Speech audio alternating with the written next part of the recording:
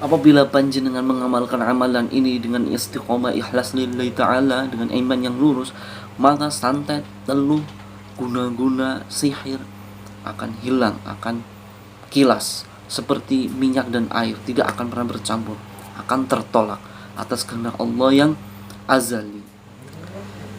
Bismillahi masyaallah. Assalamualaikum warahmatullahi wabarakatuh. Seperti disebutkan oleh salah satu syekh, bahwasanya para penyihir kadang memilih waktu tertentu untuk menyerang dengan sihirnya. Allah Subhanahu wa ta'ala menciptakan waktu-waktu pada siang atau malam hari bagi makhluknya yang mana ampuh untuk melakukan hal-hal baik atau melakukan keburukan pada waktu tersebut. Ada waktu di siang hari dan malam yang mana pada waktu ini hamba-hamba Allah Subhanahu wa ta'ala akan meluangkan waktunya dan berupaya untuk melakukan ketaatan kepada Allah, sebab ada rahasia sendiri pada waktu tersebut. Juga ada waktu-waktu tertentu yang mana orang berupaya untuk melakukan kejahatan. Jadi para penyihir akan mencari waktu yang tepat pada siang atau malam hari untuk menyihir, karena sesuatu yang Allah ciptakan pada waktu tersebut. Jadi janganlah kita lelah dalam melakukan wirid untuk menjaga diri dari penyihir-penyihir jahat. Penyihir di sini bahasa sederhananya adalah para dukun-dukun lah. Ada sebuah amalan yang bermanfaat untuk terlindung dari mara bahaya atas kehendak Allah Subhanahu wa ta'ala yang azali. Amalan ini datangnya dari sahabat Utsman bin Affan radhiyallahu anhu, dan hadis ini diriwayatkan oleh imam besar Imam Abu Dawud dan Imam Tirmidzi. Kemudian mereka berkata, hadis ini adalah sahih hasan. Amalan ini harus dilanggengkan setiap hari, dikerjakan setiap hari, didawamkan. Harus istiqomah agar kita mendapatkan manfaatnya. Kemudian ketika mengerjakan itu harus ikhlas lillahi ta'ala, tidak berharap pujian oleh datangnya dari siapapun, kecuali mengharap ridhonya Allah Subhanahu wa ta'ala. Ada kalanya seseorang yang mengerjakan sebuah amalan kemudian dia mendapatkan penyakit gila.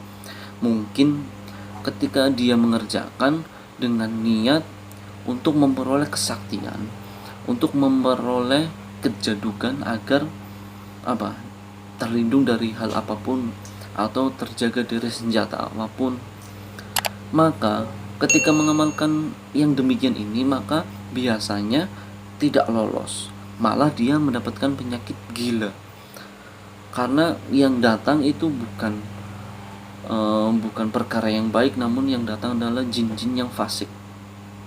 Karena pertama kali menancapkan dalam hati niat adalah niat yang tidak pasrah kepada Allah, tidak mengharap ridhonya Allah, melainkan perkara-perkara yang semestinya tidak harus diniatkan secara khusus, namun dia dengan kuatnya menancapkan niat agar memperoleh kesaktian ini.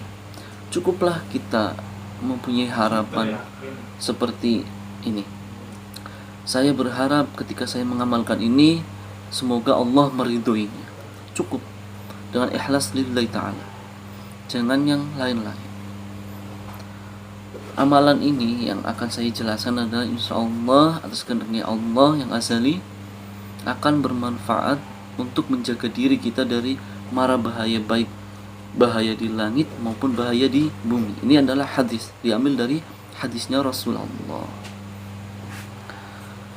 Amalan ini datangnya dari sahabat Utsman bin Affan radhiyallahu an, qala Rasulullah sallallahu alaihi wasallam, ma min 'abdi yaqulu fi shabahi kullu yawm wa masa'i kullu lailah Bismillahilladzi la yadurru ma'asmihi syai'un fil ardi wala fis sama wa huwas samiul alim. Itu adalah amalannya. Rawahu Abu Dawud At-Tirmidzi wa qala hadisun hasan sahih. Yang maknanya dari sahabat Utsman radhiyallahu an berkata, Rasulullah sallallahu alaihi wasallam bersabda, yang maknanya setiap hamba yang membaca di waktu pagi dan sore hari Bismillahilladzi la yadurru ma'asmihi syai'un fil ardi wala fis sama wa huwas samiul alim 3 kali, maka tidak ada sesuatu pun yang mencelakainya, baik di bumi maupun di langit. Hadis riwayat Abu Dawud At-Tirmidzi, mereka berkata hadis ini hasan dan sahih. Adapun maknanya adalah dengan menyebut nama Allah, dengan menyebut namanya, tidak ada sesuatu pun yang berbahaya baik di langit maupun di bumi. Dia maha mendengar dan lagi maha mengetahui. Itulah maknanya. Catatan lagi, harus ikhlas lillahi ta'ala ketika mengamalkannya. Sebelum mengamalkannya, luruskan niat terlebih dahulu, tancapkan niat yang baik-baik, kemudian diamalkan, kemudian istiqomah dalam mengerjakannya tanpa berharap pujian, tanpa berharap sanjungan dari seseorang, tanpa berharap kita menjadi seorang yang sakti dan jaduk. Dan amalan ini tidak perlu puasa, cukup hanya mengamalkan, kemudian ikhlas lillahi ta'ala, kemudian didawamkan, dikerjakan tidak 1 atau 2 hari. Dan yang disebut dikerjakan pada pagi dan sore hari adalah yang dimaksudkan dikerjakan setelah sholat subuh sebanyak 3 kali, dikerjakan setelah ba'da maghrib sebanyak 3 kali. Kenapa 3 kali? Karena ada rahasia di balik 3 kali tersebut. Karena dalam hadis meriwayatkannya sebanyak 3 kali, maka kita harus mengerjakannya 3 kali. Boleh 4 kali, 5 kali atau seterusnya, namun di waktu yang tertentu. Tidak apa-apa dikerjakan dengan sebanyak-banyaknya, tidak apa. Cuman kalau mengerjakannya sehabis sholat, kita mengikuti perintahnya Rasulullah. Karena apa? Karena apa yang dibawa oleh Nabi adalah benar, apapun itu. Maka kita turuti sebanyak 3 kali. Dan harus ditancapkan juga maknanya, makna amalan tersebut.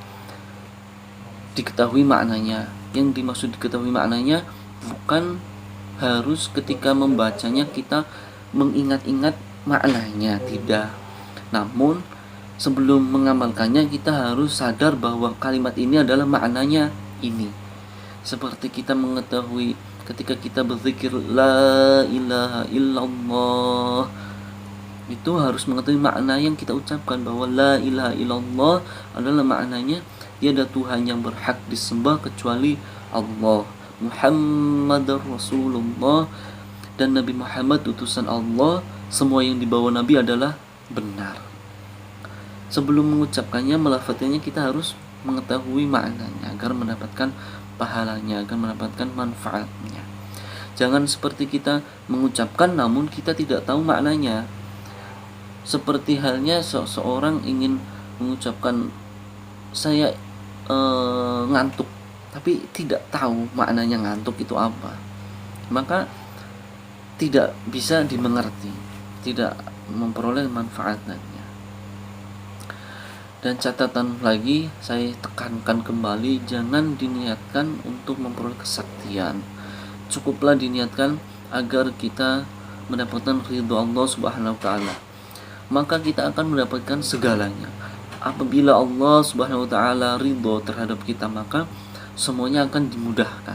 Dan ingat bahwa sebuah amalan, sebuah zikir, doa itu tidak menciptakan, tidak merubah kehendak Allah Subhanahu wa taala. Terus kenapa kita disuruh kita berdoa kepada Allah? Maka jawabannya adalah untuk menunjukkan bahwa ketundukan kita kepada Tuhan yang berhak disembah, yaitu Allah. Menunjukkan bahwa kita adalah seorang makhluk yang lemah, tidak mempunyai kehendak, tidak bisa menciptakan sesuatu apapun kecuali Allah yang menciptakan. Baik dan buruk Allah yang menciptakan. Maka tidak ada sesuatu pun yang dapat merubah kehendak Allah.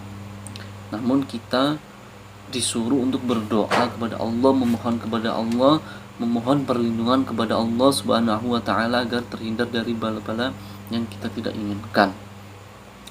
Intinya itu, kita adalah makhluk yang lemah, maka kita memohon kepada Allah Subhanahu wa taala untuk terjaga dari perkara-perkara yang batil, perkara-perkara yang tidak kita inginkan. Atas kehendak Allah maka akan mustajab. Ingat, didawamkan. Jangan satu hari 2 kali mengerjakannya. Kemudian harus kita mempunyai iman yang lurus. Karena apa? Sebuah amaliyah apapun syaratnya adalah kita harus mempunyai iman yang lurus, mempunyai ilmu, kemudian mempunyai ikhlas lillahi ta'ala. Iman, yang dimaksud iman adalah kita harus mempunyai iman yang lurus, bahwa kita mengetahui Allah lah yang berhak disembah dan Nabi Muhammad utusan Allah, semua yang dibawa Nabi adalah benar. Kemudian tidak menyalahi konsensus apa yang telah terkandung dalam makna kalimat syahadat, seperti menyerupakan Allah dengan makhluknya, seperti menyamakan Allah dengan makhluknya. Kita harus meyakini bahwa Allah Tuhan yang berhak kita sembah adalah Tuhan yang memiliki sifat yang sempurna dan layak baginya. Allah Subhanahu wa taala tidak membutuhkan makhluknya. Allah Subhanahu wa taala tidak bertempat, bukan di atas langit atau di bawah langit atau di mana-mana. Itulah keyakinan Ahlus Sunnah wal Jamaah dalam akidahnya. Kenapa Allah bukan di atas langit? Karena apa? Karena Allah Subhanahu wa taala ada sebelum ada langit. Allah Subhanahu wa taala ada sebelum ada arsy, maka Allah bukan berada di atas arsy, Allah bukan berada di atas langit. Sebelum ada bumi, Allah ada, maka Allah Subhanahu wa taala bukan di bumi, bukan juga di mana-mana. Tidak boleh kita mengatakan Allah di atas, di bawah, di samping kanan, di samping kiri, atau terliputi 4 arah tersebut. Tidak boleh. Cukup kita mengimani Allah ada tanpa adanya keraguan tentang adanya Allah yang tidak serupa dengan makhluknya. Sesuatu yang serupa dengan apapun maka dia mempunyai sifat yang lemah. Sedangkan Allah Subhanahu wa taala mempunyai sifat yang sempurna dan layak baginya, maka tidak ada sesuatu pun yang menyamainya, maka tidak ada sesuatu pun yang menyerupainya.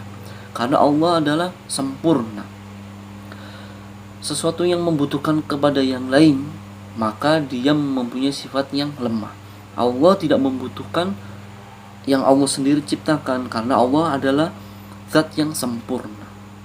Seperti saya membutuhkan kursi untuk menempat, karena saya mempunyai sifat yang lemah, saya membutuhkan kepada kursi. Sedangkan Allah tidak membutuhkan langit, tidak membutuhkan aras untuk menempat, karena Allah memiliki sifat yang sempurna, tidak membutuhkan apapun, tidak bersekutu dengan apapun.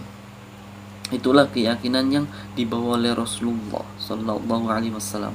Tidak ada kekhilafan dalam akidah. Para ulama terdahulu tidak ada kekhilafan tentang akidah yang dibawa oleh Rasulullah tentang Tuhan yang berhak disembah, yaitu Allah, tentang keyakinan dan tentang sifat Allah Subhanahu wa taala. Semoga amalan ini bermanfaat untuk saya dan untuk panjenengan yang menonton video ini. Saya doakan panjenengan yang menonton video ini seorang yang Islam dan mempunyai iman yang lurus. Saya doakan panjenengan ketika mati mendapatkan husnul khotimah, selamat dari api neraka yang selama-lamanya. Na'udzubillahi min dzalik.